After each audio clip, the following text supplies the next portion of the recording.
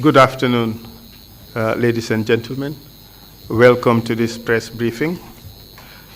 This is the first press briefing that I am hosting in my capacity as lead counsel of the TRRC. After consultations between myself, the chairman, the commissioners, and the executive secretary, it has been decided that I should host regular press briefings so as to assist the general public to understand what is going on in the TRRC. In that regard, I look forward to meeting you regularly in these briefings.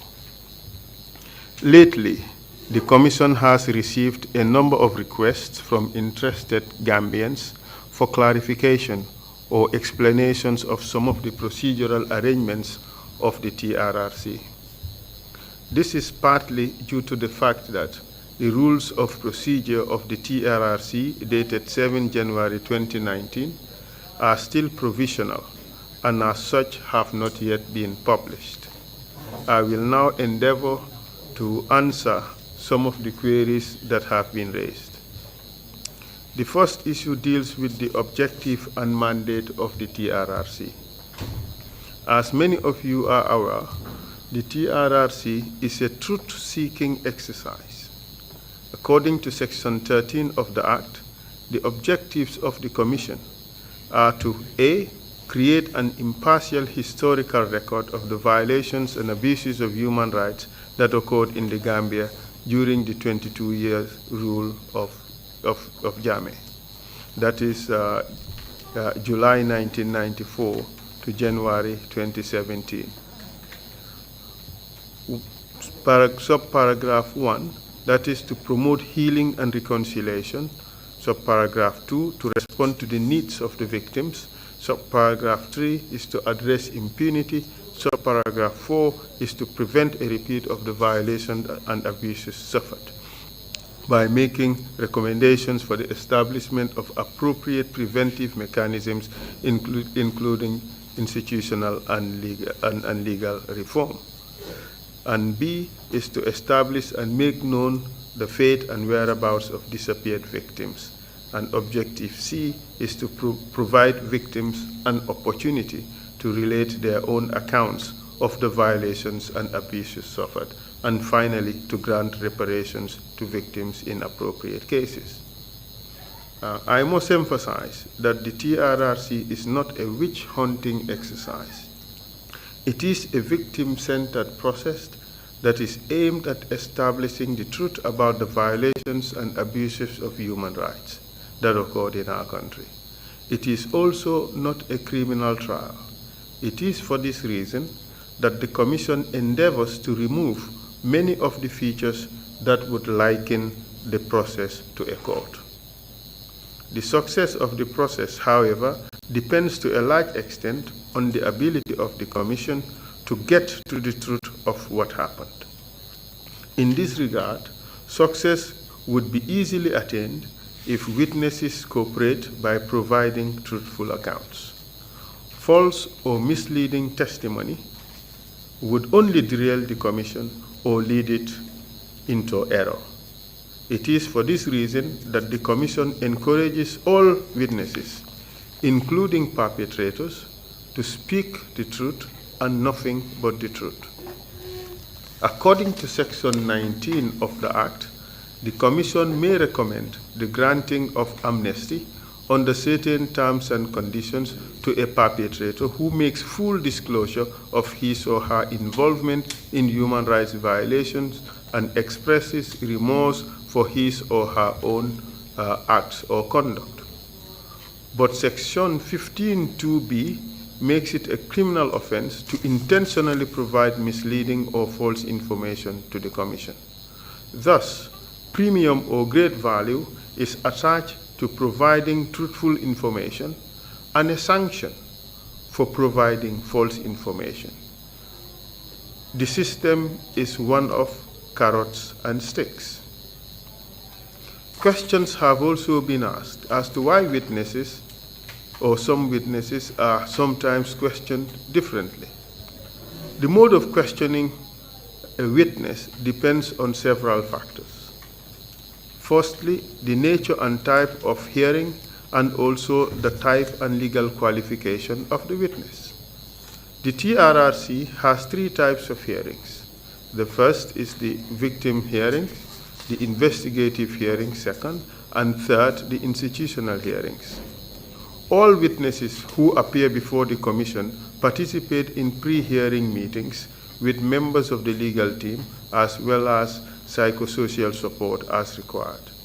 The legal team assesses the level of cooperation and credibility of witnesses.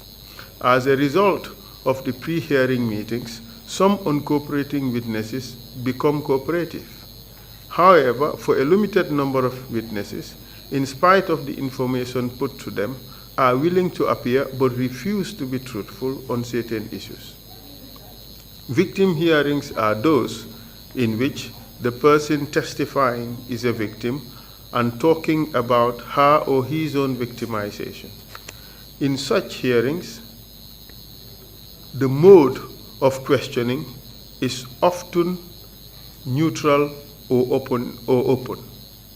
Among the reasons for this approach are to avoid re-traumatization, avoid being insensitive to the victim's plight, or to empower the witness and provide them a platform for the victim to give an account of his or her own victimization as mandated by the Act. For victim hearings, there is hardly ever any need to robustly question or cross-examine the victim. With regards to investigative or institutional hearings, there is no direct victim. The witnesses in these types of hearings are normal witnesses of fact or persons adversely mentioned. According to the provisional rules of procedure of the TRRC, normal witnesses of fact are questioned using the normal open questions format. There is hardly any need to confront the witness unless there is reason to believe that the witness is not forthcoming or providing false or misleading information. In such instances, the witness may be cross-examined.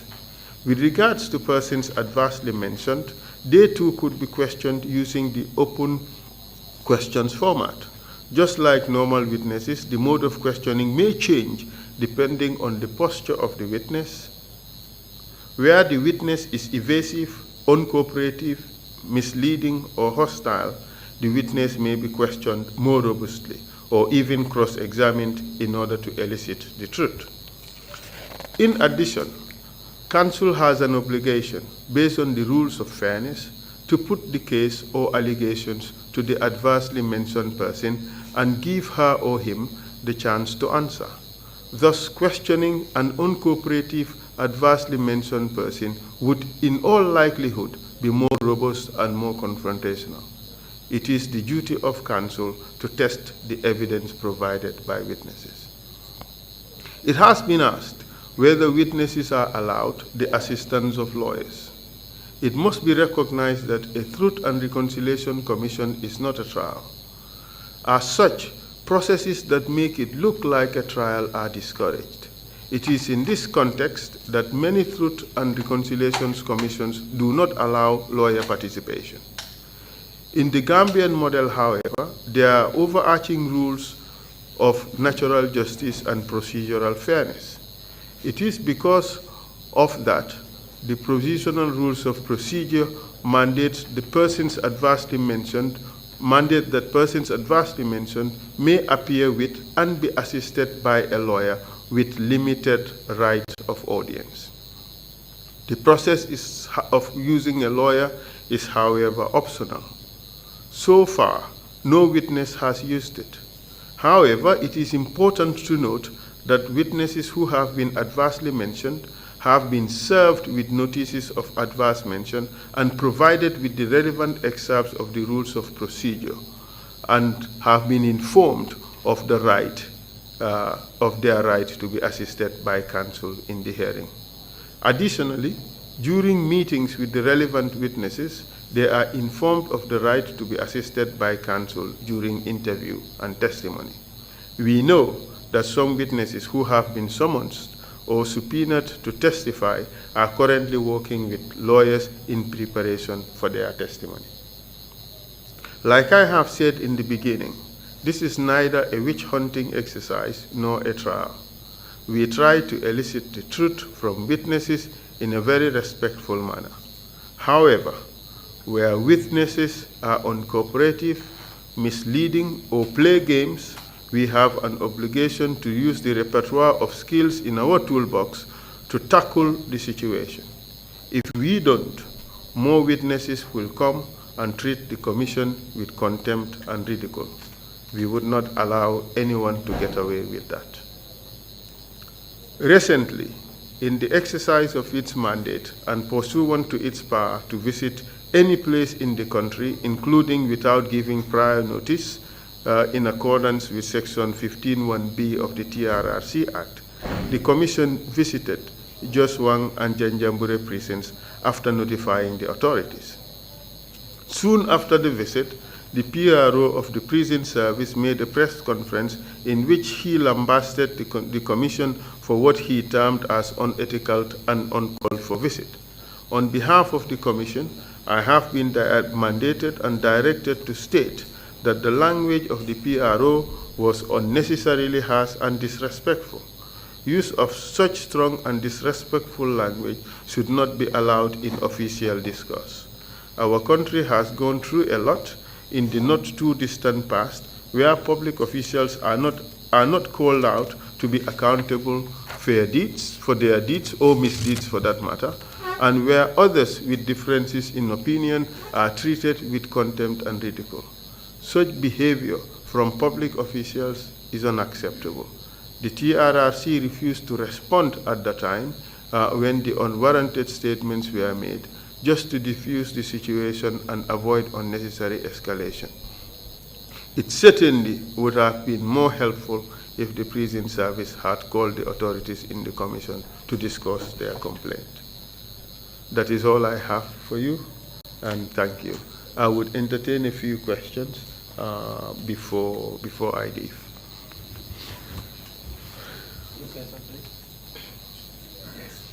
Yes.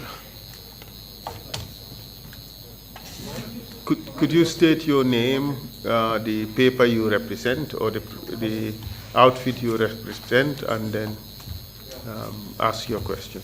Yusuf Taylor for Ganaco. Just the mic.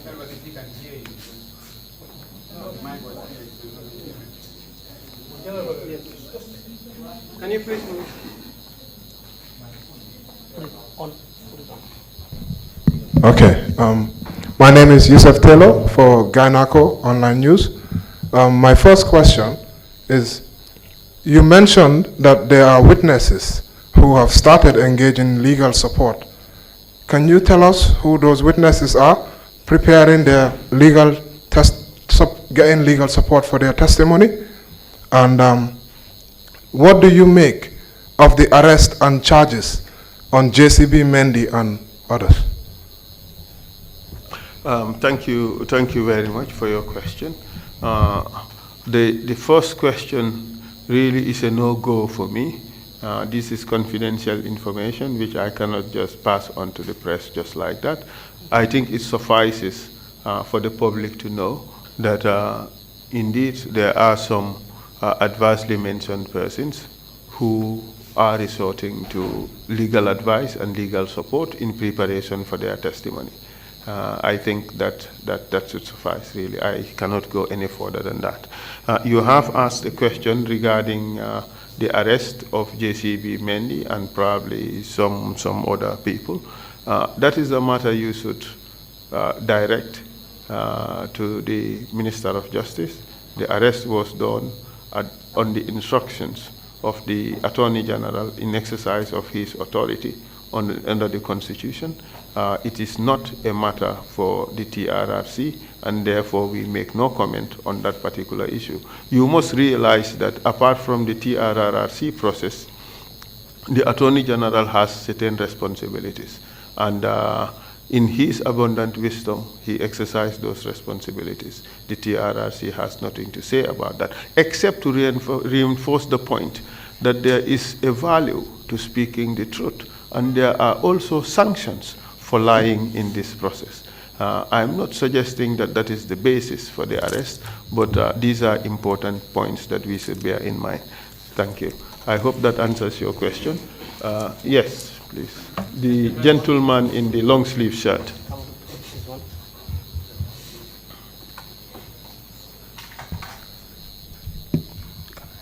Thank you very much, Mr. Councillor. I have two questions, if possible. The first one is about the coverage of the TRRC. In the beginning, we have seen a lot of misunderstanding. You said earlier that only Quit TV that cover the hearings. After that, we have seen that GRTS is here and Amadou Barry, Imedia, Senegal. And I would like to and today, when you are broadcasting, we see like social media and all of them, they are live and direct, they cover it. So finally, we do not understand what's happening, what's going on. Is this a confusion that only one media, after that GRTS and others too? I would like to have your point of view on that. And secondly is the witness. You have answered to that question, but I would like, some are saying with the arrest is a kind of selective justice. Some witnesses are arrested, some are not arrested, so maybe you people should clarify things to the public. Thank you very much. Thank you very much. On the issue of the media coverage, the principal objective is to make such broadcasts that would have the highest level of penetration to reach the greatest number of people. So for me, if we are able to achieve that with as many media houses, that is fine. But the communications department of the TRRC has established certain policies. But policies are not static. They may change depending on the rate of success of their implementation. If those who are making the decisions realize that they have particular decisions have not been very popular or have not been as successful as they wanted it to be, they may change the decision. It is probable or possible that they have changed that decision. I really don't know. But the primary objective of the TRRC is to ensure that there is the highest level of penetration or the highest level of notice of TRRC activities by the public. So if it's now basically a free-for-all, I mean, I would not complain for as long as it does not disrupt or jeopardize the work of the TRRC. But this question is really more for the Executive Secretary. He deals with these issues. I cannot pretend to know everything. So I'd rather that this question be sent to him, and at the appropriate time he would weigh on it. He would answer the question if there is something more to add onto what I have just said. But let's bear in mind that the primary objective really is to reach almost everybody in this country. If it takes more than 2-3 media houses to do that, then that's fine. Yes, that gentleman. The second question is on the issue of selective justice. Again, this is a matter for the Attorney General to deal with, and I'm sure that he has adequately answered this question in different fora. So I do not want to paraphrase whatever he said or second guess whatever he said. So it's a matter you should refer to the Attorney General, and he would answer the question. The TRRC has a responsibility where a person comes here and has clearly lied before the commission has a discretion to refer the matter for prosecution. The commission has not yet done that, but there's been an incident of witness tampering in which the commission made a formal referral to the police and requested that the suspects be prosecuted. That was at the instance of the commission. But that does not necessarily mean that the the powers of the Attorney General or the DPP for that matter to cause crimes to be investigated and prosecuted are constricted by the powers of the Commission. No, the Attorney General still maintains his powers regardless of the fact that the Commission can make a referral or not.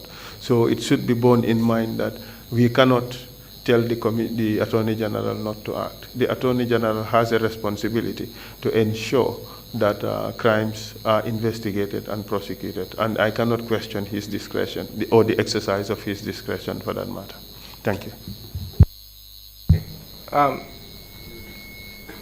Yes, go ahead. Yankuba Jallo, Foreign newspaper. Yes, some witnesses who testified before this commission have suggested that you do more investigation than to listen to testimonies, because we have seen conflicting testimonies before the TRRC. What do you have to respond to that? That is number one. Number two, you have been playing videos of witnesses to confront others. And those videos, some of them you as the lead counsel refer to them as liars. And now you're using those videos to prove another one that is a liar. So these are two confusing things. Let me start with the second one. For the non-lawyer, it may appear that it does not make sense. But for the lawyer, this makes perfect sense. There is what is called divisibility of credibility of witnesses. When a person talks to you, it does not necessarily mean that everything the person said is a lie. There are certain things that may be true. There are some that may be a lie. It would be wrong of me to know that this is a lie and I use it to confront somebody else as the truth. We would not do that. We have ethical obligations. All right?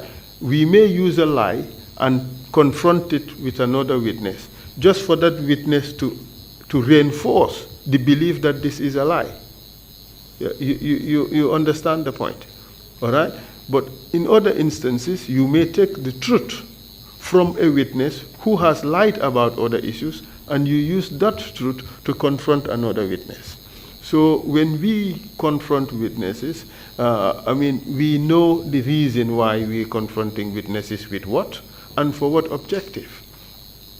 The fact that a witness has lied about one or two things does not mean that the entire witness testimony is a lie. You understand? And also, one may choose to believe aspects of a witness testimony and not other parts of the witness testimony. But this is obvious logic. So it wouldn't make sense really for one to say that because a witness has lied about one thing, everything that the witness said may not be believed. Yes, if a witness is discredited, completely discredited, you would hesitate to believe anything that the witness has said. But obviously there are certain things that the witness have said which would be true, and it may be safe to accept that. So really, that is not really a very big problem as far as we are concerned. You have asked another question. Witnesses say investigate this issue before you arrive at a conclusion. There are conflicting witness testimonies. The hearing themselves are investigative hearings. You understand? It is intended to elicit the truth from witnesses about what has happened. But these witnesses may have different perspectives, different points of view, or different appreciation of the same set of events. Some also have different motives. Some would be more forthcoming with the truth. Others would want to lie for certain reasons. Others may not even intend to lie, but they also misunderstood certain things. So it is only through testing the evidence of witnesses, testing their testimonies, that the Commission would be able to arrive at conclusions as to where the truth lies. But when we sit here and ask questions and put forward particular theories, it does not necessarily mean that we have accepted those theories as true. But we are testing the theory through the witness. We put it out there for the witness to comment. Sometimes we confront the witnesses with that. It doesn't necessarily mean that that is a theory or a story we have accepted. In fact, counsel does not make the decisions. Counsel does not make the decision on which fact to accept and which fact not to accept. That is a matter for the commission or for the commissioners. But it is our responsibility, we have a professional obligation to put the case to the witness, especially those witnesses who have been adversely mentioned. If a person said, oh, you, Mr. Fall, you were there, you fired a shot at a particular victim, it is the responsibility of counsel to put that theory to Mr. Fall and get Mr. Fall to accept or deny or offer an explanation. So this is the process. Yes, gentlemen. Thank you very much, Mr. Counsel Fall. My name is Abubakar Sedikan. I am a senior member of the Gambia Press Union, and also a freelance journalist who is running his own independent page on the social media. My question is, following the conclusion of the testimony of Mafuji Sonko, an amount of money was presented to him in this hall. There is this a huge public outcry, criticism, that Mafuji should have not, that money should have not been presented to Mafuji in this hall, because this is an independent institution, an impartial institution, that you have so many victims that have their ordeal and they are yet to testify. How would those victims feel if such type of events are taking place at the TRRC hall? That's one question. And the second question is, with regards to your own personality, your able counsel, Esafal, you also presented an empty land to Mafuji Sonko. Some said this would have jeopardized your own personality as the lead counsel of the TRRC. What is your take?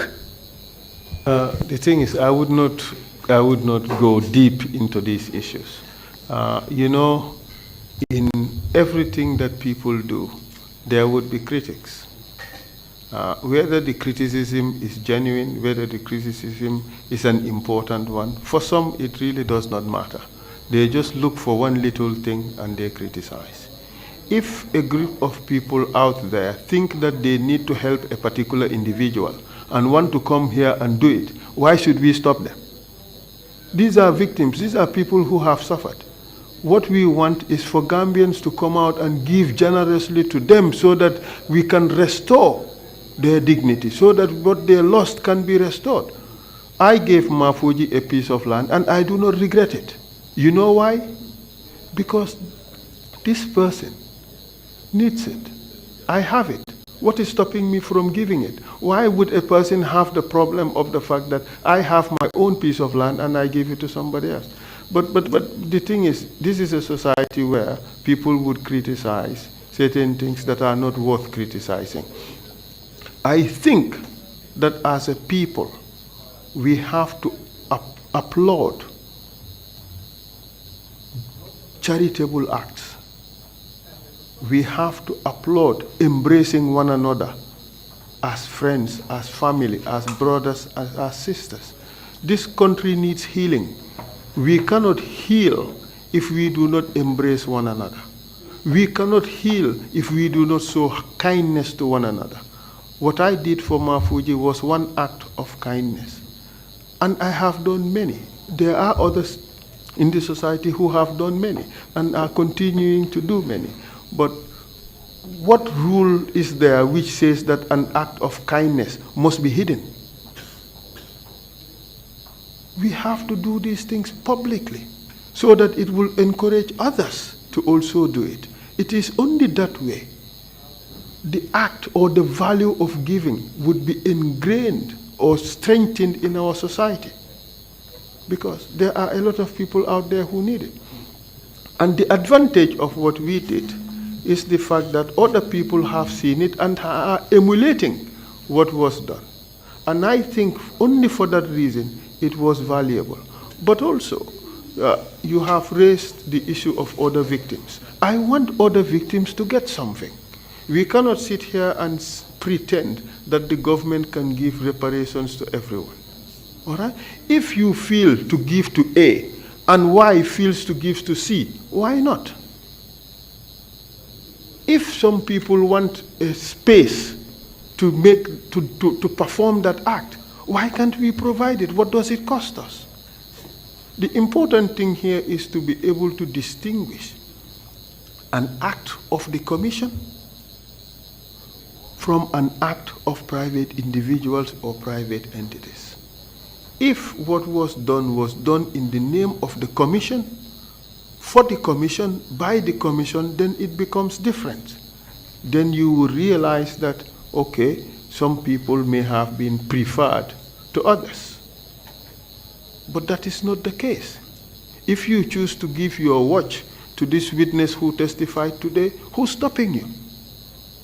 So as a people, I think we should encourage certain values. The value of kindness, the values of charity, the value of giving. And I do not think that that is something that is worthy of criticism. But people have their different points of view, and I leave it at that. Thank you. Sorry, please, yes. one more question. We are running out of time. Yes.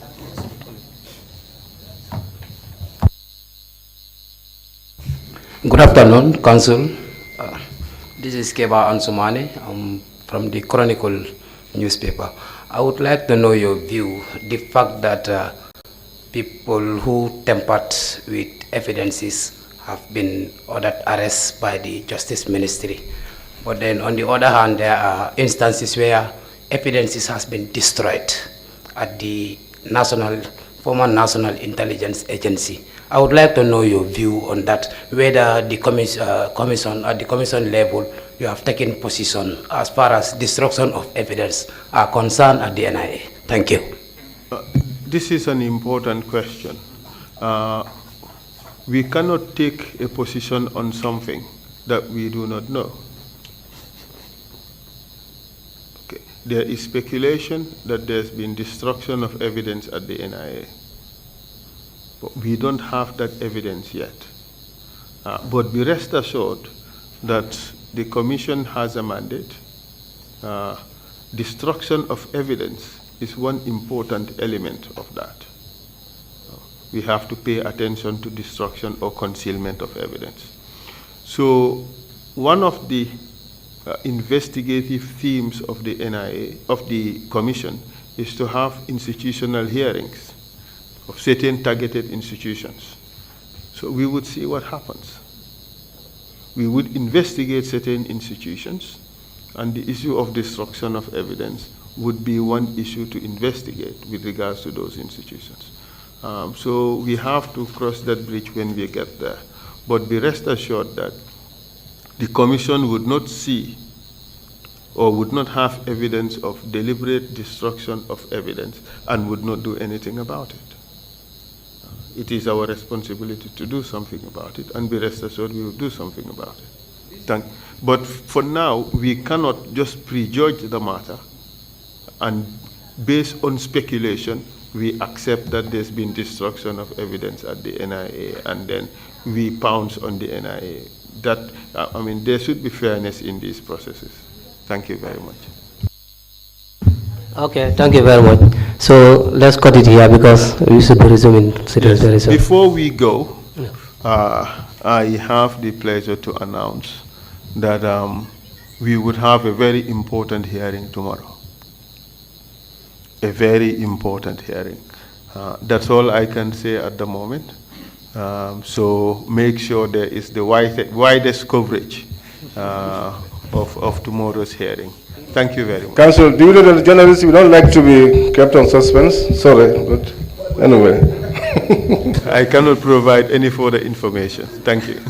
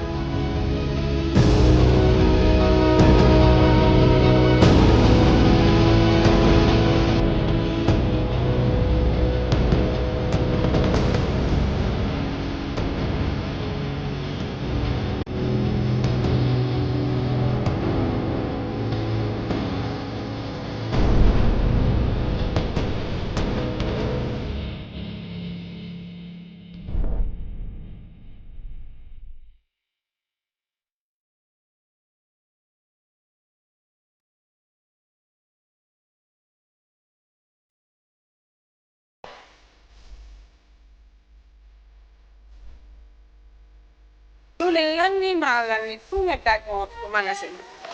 Diwlin lan ni maaro lan ni Fop lan ni. awa joni mi anda honno gerdete e ngal ɗo sabu e ngal ɗo Ibrahima jonnal taw joni mi anda se yahay kapitiki ñawlo ɗen ha humpodira e makko est ce que on noon e warude Waɗen no awa. Ane ko Ibrahima ma ko to woni. mo Amérique Ko America woni. Kare humpitaki fi be musibe men baluwo. baluwo Ɓe andata kala ko wawɗa wonde e aduna o si ari wi e juuɗe maɓɓe a jonnay ɗo dépassement Gambia har no weeɓi a yahata kadi taw ko mbuɗiɗi no ƴawi walla no jippi ɓe haalantama ko kala ko falɗa ko rewi sengo ñamete inde nebbam maaro basal pomme de terre kala ko rewi ɗon a hendudo har no weeɓi kadi wona ɗum ɗon tum ɓe jonnira e mobile phone siko ɗum kadi laptop kala ko wayrode ɗi hay kasba wa ɓe wawma jonnude kadi sa wala humpitade ko weeɓi ƴetti google account ma joni data toon waɗa download app maɓɓe on ayiyay kala ko humpima e maɓɓe toon ɓe weeɓi hama ko wonɗa wo e aduna on kala ko wawɗa a jonnana e wonɗo ka leydi men Gambia ɗo dépense hara no weeɓi hama si ɗum non fof no neeɗi immoɗen joni mi ɗowtama ka place maɓɓe janna waɗen joni iya heeɓa ko falata waɗen kisam